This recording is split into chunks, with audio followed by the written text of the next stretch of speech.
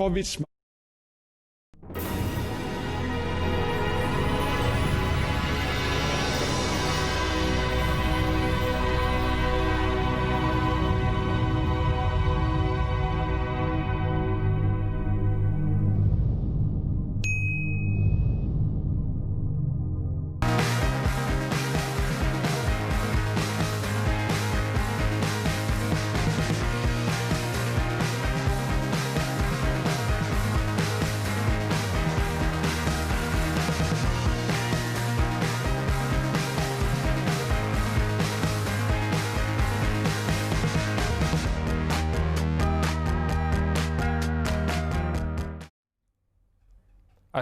Aspirasi Pemuda Negara Merdeka, tajuk Darah Muda pada malam ini, dan kami akan berbincang tentang aspirasi beliau ini setelah beberapa kali dibincangkan. Tapi malam ini dengan tetamu yang saya kira dikenali, sedikit kontroversi, tapi saya yakin dan saya ikuti perkembangan perbincangan, advokasi dan juga perkara-perkara yang dibawakan oleh beliau di kalangan belia dan juga di kalangan komuniti akademik. Sangat menarik untuk dibincangkan. Jadi malam ini, Ain, sama-sama kita di studio amat berbesar hati menerima kunjungan dari YB Dr. Afif Bahardin yang merupakan Ahli Dewan Undangan Negeri Seberang Jaya dan Ketua Pemuda Negara. Selamat datang YB.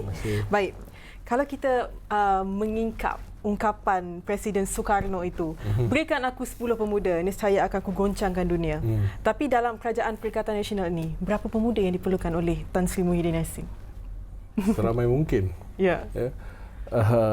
Pastinya kita melihat dalam suasana negara sekarang yang berhadapan dengan cabaran yang cukup besar. Kita berhadapan 3 cabaran utama tahun 2020. Pertama, cabaran kesihatan COVID-19, kemudian cabaran ekonomi, dan yang ketiga, cabaran politik.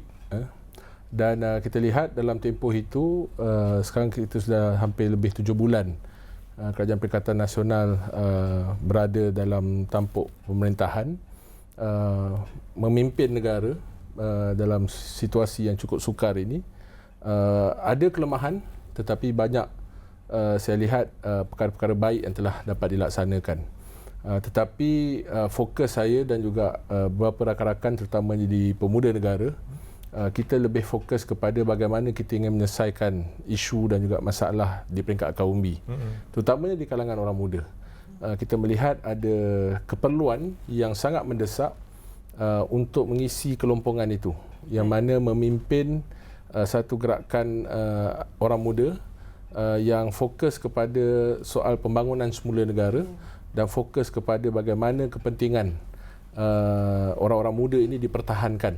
Jadi itu adalah matlamat NGO Pemuda Negara? Ya, betul. Matlamat kita bila kita tubuhkan pada sekitar 8 Mei yang lalu, kurang lebih 3 bulan yang lepas.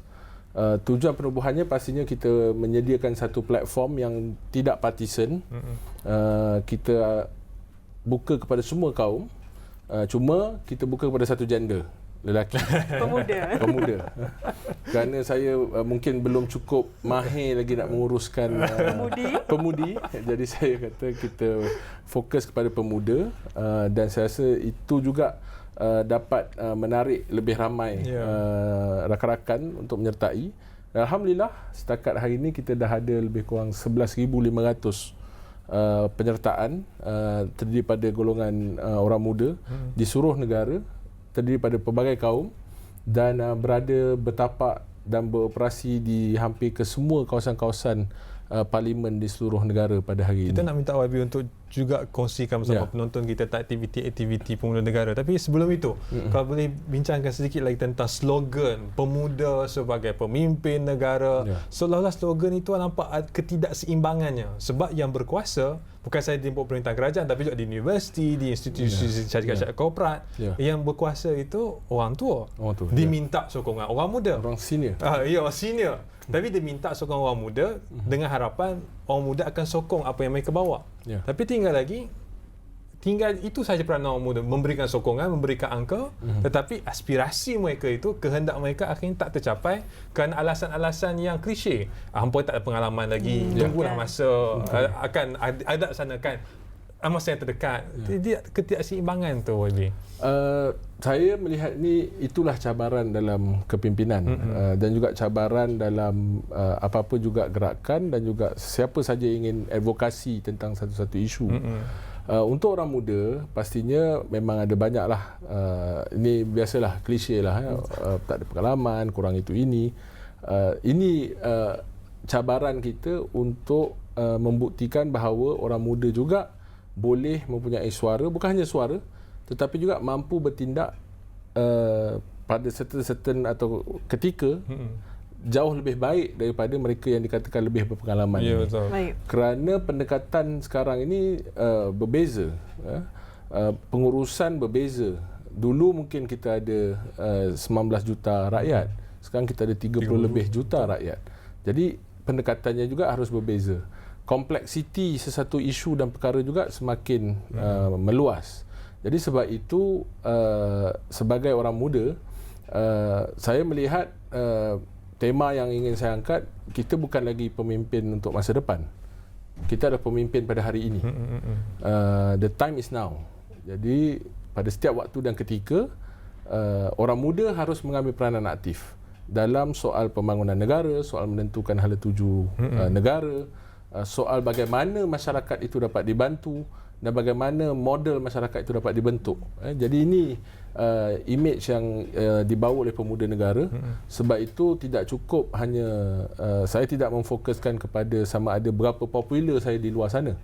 Yang saya fokuskan adalah berapa bagus struktur pemuda negara yang saya bina ini mampu benar-benar menjadi suara dan juga menjadi satu medan untuk gerak kerja anak muda ni dibawa. YB sebut tentang popular, itu satu topik yang menarik sebab ketika Trump dilantik sebagai Presiden Amerika Syarikat, topik-topik yang diangkat ketika soal political populism politika.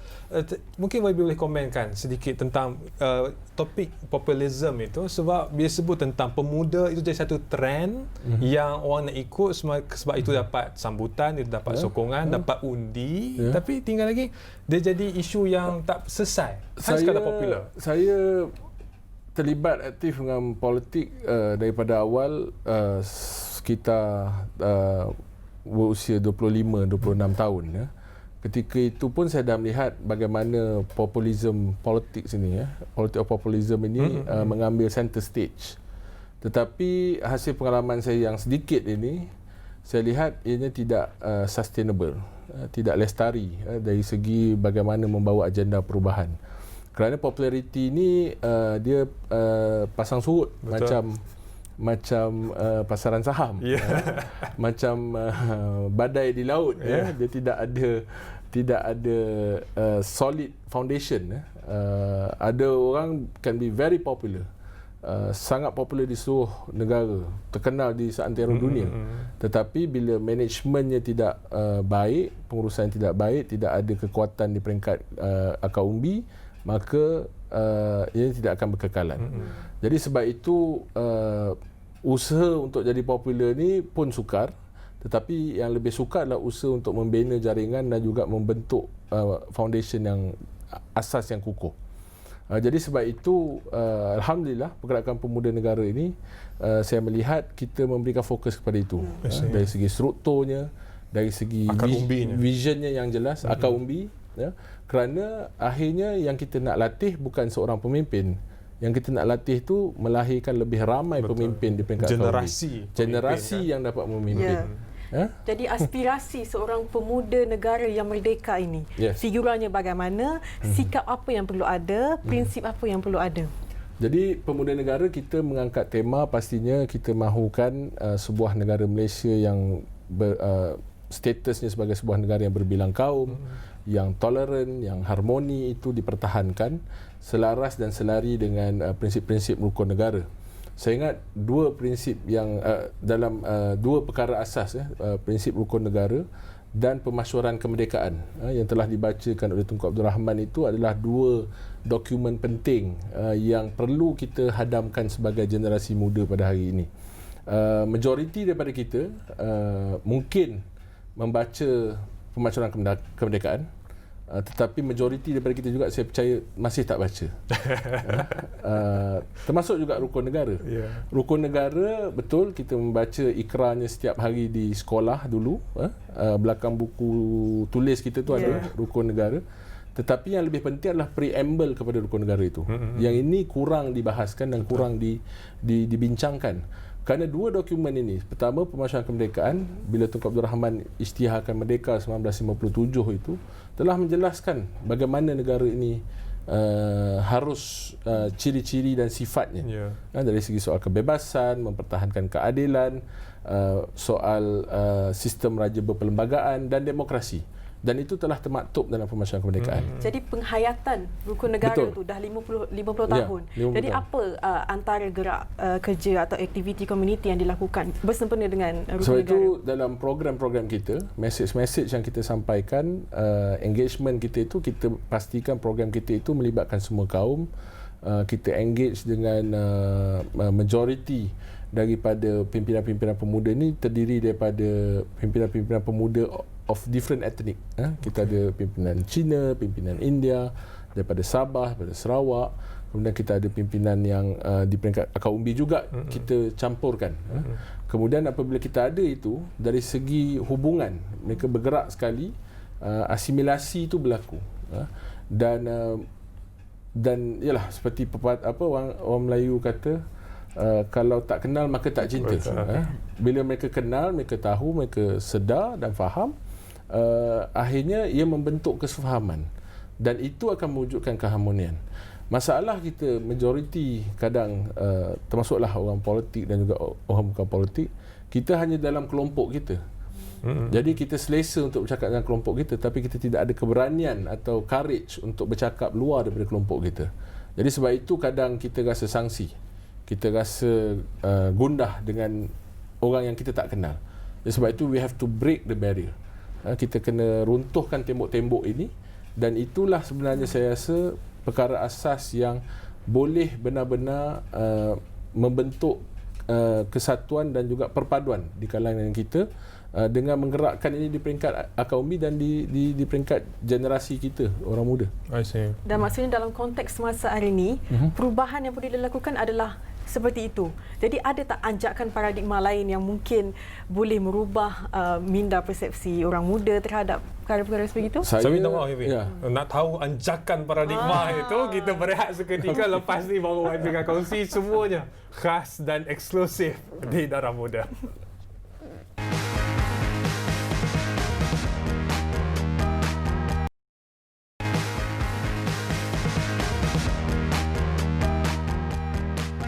Bertemu kembali dalam Darah Muda dengan topiknya aspirasi pemuda negara merdeka. Jadi sebentar tadi soalannya berkenaan dengan anjakan paradigma itu. Apa perubahan yang perlu dilakukan? Sekarang ini sebab itu kita harus fokus kepada bagaimana program-program yang bukan hanya pemuda negara, tetapi kami juga melihat kepada program-program yang telah disusun oleh kerajaan sebelum-sebelum ini. Bagaimana kita dapat melakukan sedikit perubahan dalam masa yang sama, menyuntik nilai tambah supaya program-program ini benar-benar dapat sampai kepada kaum umbi.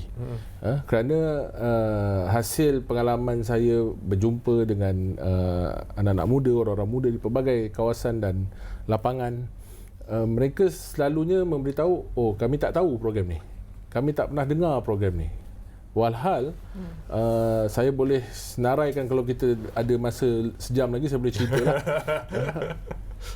Banyak program-program yang telah disediakan oleh kerajaan-kerajaan, tak kira lah pentadbiran mana pun, tetapi program-program itu ada yang kita lihat the effectiveness of this program itu tidak benar-benar dapat tercapai. Dia tak capai sebab aspirasi belia tak sama kat YB. Mungkin. Di bawah tu lain mereka nak, tapi kerajaan buat benda lain. Ya, ini isu dia bukan kerajaan buat benda lain atau ni, tetapi kerana kita tidak fine tune. I see. Kerana amalan kita dalam kerajaan atau dalam pemerintahan selalunya is always to maintain the status quo. Mana program tu kalau dah berjalan 10 tahun macam tu, 10 tahun dah kita nak buat program tu.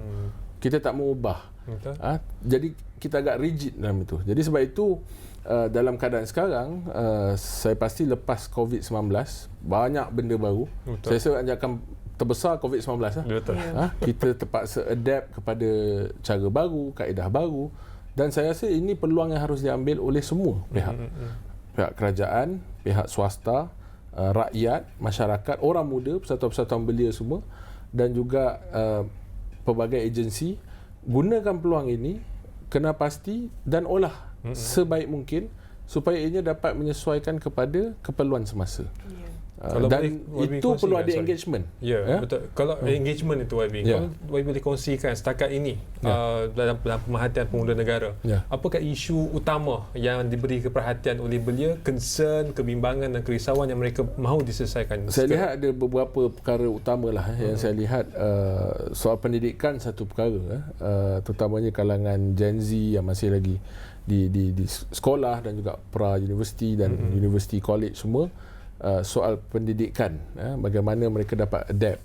Itu pun saya lihat majoriti pada mereka sudah mampu untuk melakukan itu dengan adanya kecanggihan teknologi, maklumat dan juga konektiviti. Tetapi tugas kerajaan ialah mengenal pasti mana lagi kawasan-kawasan yang tidak mendapat capaian ini. Itu satu. Isu yang kedua tentunya isu pekerjaan, kerana majoriti soal yang berlaku baru ini adalah soal pengangguran pasca COVID. Banyak anak-anak muda yang terlibat dalam masalah ini. Sedikit sebanyak sekarang ini sebenarnya tidaklah kita harus terlampau takut atau gusar dengan perkara ini, tetapi yang lebih kita harus fokuskan adalah bagaimana kita koordinasi dan matchkan. Betul. Atau bahasa muda kahwinkanlah di antara orang yang mencari kerja dan orang yang akan memberi peluang pekerjaan baru. So itu antara satu contoh program pemuda negara yang kita telah anjurkan baru-baru ini bersama dengan pihak Malaysia Automotive Robotic and Internet of Things Institute, salah satu agensi di bawah MITI, Kementerian Perdagangan Antarabangsa. Agensi ini adalah sedang melaksanakan program untuk melatih reskilling dan re-employment of youth. Maknanya kita latih mereka masuk ke industri otomotif, skill balik, belajar balik skill macam mana nak terlibat dalam industri otomotif, dan mereka akan diberikan persijilan. Dan daripada itu mereka juga akan diberi peluang yang lebih luas untuk masuk pula ke industri baru otomotif sebagai contoh. Kerana baru-baru ni dalam salah satu lawatan kita ke salah satu kilang pembuat kereta nasional Pro 2, yang mana mereka memerlukan lebih pada 3,000 pekerja baru pasca COVID. Dan kita juga dengar baru ni Menteri Kewangan Tengku Zafrul, Datuk Seri Tengku Zafrul mengumumkan bahawa peningkatan jualan kereta. Ini satu indikasi yang baik, kerana kita melihat dengan adanya rakyat yang berbelanja, tak kira peringkat, kita mahu rakyat berbelanja sekarang ini supaya ada kitaran ekonomi, perlukan pengeluaran yang mana akan merancakkan semula ekonomi negara, sekaligus meningkatkan peluang pekerjaan dan juga dapat mengatasi masalah pengangguran ini. Kalau ikut laporan laksana yang terbaru, isu pengangguran ini dapat dikurangkan lebih daripada 40,000 pekerjaan baru berjaya diwujudkan, dan orang-orang muda dan juga mereka yang kehilangan kerja dapat dibawa masuk. Ketiga, saya lihat isu besar yang berlaku sekarang ini adalah isu peluang-peluang perniagaan atau peluang-peluang keusahawanan, yang mana saya berani jamin it is a matter of how we Google and find it out. Macam mana kita nak mencari maklumat ini, kerana beratus agensi di luar sana yang willing untuk masuk, bantu dan juga menyelesaikan masalah ini. Maknanya dalam masa yang sama membantu usahawan. Dan saya juga lihat baru ni kita pemuda negara, kita buat satu program Business Master Trainer. Kan ada banyak orang yang ajar macam mana nak buat bisnes kan. So kebetulan kita ada salah seorang pimpinan kita pun memang buat all this training, terbukti memang dah dapat award macam-macam. Saudara Michael, dia juga menggerakkan inisiatif ini. Kita latih pula usahawan. Jadi ada usahawan baru ni yang kita lawat baru ni, usahawan barber. Dia di Tanjung Malim. Dia buka barber shop. Dia ada 11 orang pekerja, orang muda, salah seorang anggota pemuda negara. Dia juga go through this program dan dia dapat input yang banyak, dan sekarang dia sedang mengembangkan lagi perniagaan ini. Dan ini semua berlaku dalam tempoh yang sangat singkat. Antara Mei sampailah Ogos ni kan. Jadi itulah peranan pemuda negara. We become the facilitator, pemudah cara, dan juga menjadi suara kepada semua aktiviti-aktiviti yang ada, program-program yang ada untuk disampaikan ke bawah. Jadi kalau promoter lah. Komen sedikit tentang itu antara kejayaan-kejayaan program. Tapi Yang Berhormat Tengku Zafrul juga ada mengumumkan bahawa dari sudut perkembangan ekonomi, pertumbuhan ekonomi, beritanya itu kurang menarik sebab pertumbuhan daripada -5 kepada -3. Itu unjurannya. Macam mana kita nak reframe supaya kita boleh lihat berita itu secara positif, bahawa walaupun pertumbuhannya akan negatif tapi lebih baik kan daripada -5 ke -3. Bagaimana nak kita memahami isu itu? Sebab itu sekarang ini yang message yang selalu pemuda negara nak sampaikan adalah, kalau kita hanya menunggu kepada peluang untuk sampai, pastinya kita akan merasa kepayahan itu. So this is a time untuk orang muda bukan hanya mengambil peranan dan pendirian dalam soal politik dan juga soal yang lain-lain, tetapi dalam masa yang sama soal ekonomi ini juga. Kita ada kuasa membeli yang besar. Betul. Kita ada kuasa untuk be more creative. Nothing that will stop us. Sebab itu saya lihat perlu ada gerakan seperti ini. Gerakan sosial seperti ini. Dari segi politik, baru ni YB Saddiq sudah pun mengesahkan bahawa akan tubuhkan parti baru. Sebab YB sebut tentang power kita untuk lebih kreatif, untuk buat perubahan, dan YB juga bawa agenda perubahan politik yang lebih bersih, lebih telus kan. Apa komen YB tentang parti politik di kalangan orang muda? Tidakkah kalau hari ini orang sebut bahawa parti Melayu sudah banyak, perpecahan terlalu banyak, kalau ada banyak sangat parti politik lain ni memecahkan pula belia? Jadi dia cerita NGO campur cerita politik. Kita kena bagi kesempatan YB batang ke muda ni. Saya adalah saudara Syed Saddiq, sahabat saya yang lama, yang saya rasa dia juga mempunyai aspirasi yang sama dengan saya, melihat untuk membangun sebuah negara Malaysia yang lebih baik, generasi yang lebih baik, dan juga sebuah negara yang lebih resilient pada masa akan datang. Pastinya cadangan beliau untuk menubuhkan parti politik orang muda ini satu cadangan yang baik. Dari satu segi, ianya mungkin akan dapat menarik lebih ramai orang muda untuk terlibat aktif dalam politik. Tetapi akhirnya politik itu tujuannya untuk apa? Betul. Adakah sekadar parti politik, adakah sekadar memilih seorang ahli parlimen, atau adakah sekadar untuk menjadi pemerintah? Saya puji banyak usaha yang telah dibuat oleh saudara Syed Saddiq sebelum ini. Yang paling saya kagum dan bangga adalah melihat usaha beliau untuk menurunkan undi kepada undi 18, dan tak banyak yang orang sebut ialah program beliau iaitu Ribbon Kuning. Tentang isu bekas banduan untuk kembali balik bekerja dan menjadi sebahagian daripada ahli masyarakat. Tapi saya kagum dua itu. Dia bukan isu politik, dia isu kalau dalam konteks demokrasi. Sebab kita tak nak rakyat kita terlalu berpecah dan terlalu fokus kepada politik sehingga meninggalkan isu kenegaraan. Proses demokrasi ini memang satu proses yang bising. Okey. Memang begitu ya. Memang begitu. Dan sebenarnya demografik Malaysia itu memang membentuk kepada ke arah itu.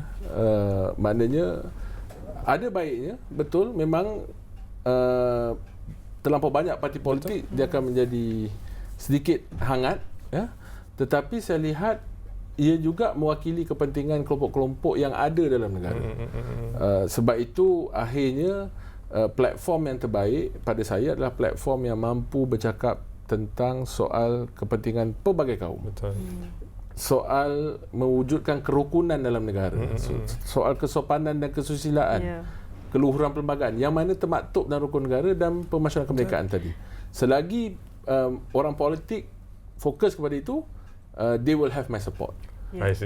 Tetapi kalau tidak fokus kepada itu dan juga hanya fokus kepada benda-benda yang saya rasa tidak menguntungkan rakyat, pastinya mereka saya akan lawan.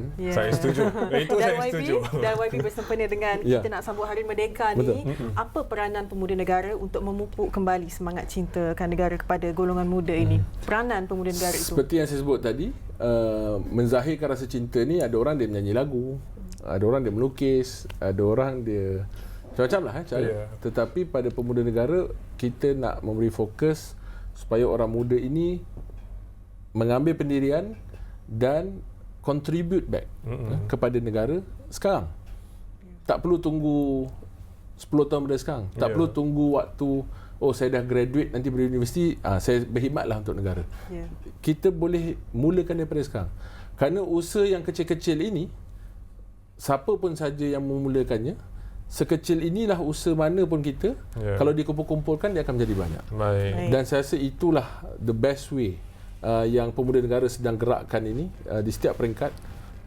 Beratus program yang telah kita anjurkan di peringkat akaumbi, dan mungkin orang tak nampak benda itu besar, tetapi saya lihat kalau ada usaha-usaha ini di seluruh negara dan banyak lagi mereka yang buat begini, insya-Allah kita akan dapat benar-benar menjadikan Malaysia sebuah negara yang gemilang. Baik kan. Dan terima kasih banyak YB bersama kami. Itulah mesej ya kan, NGO bukan semata untuk program, tapi untuk memberikan kepentingan dan manfaat kepada masyarakat, termasuk dalam politik. Jadi terus semarakkan rukun negara. Ain, silakan. Dan juga sempena dengan Hari Merdeka yang bakal disambut tahun yang ke-63 ini, sama-sama kita menjatuhkan rasa cinta terhadap negara kita. Sekian daripada saya, Ain Syuhada. Saya Ivan Faruqi. Jumpa lagi di Darah Muda.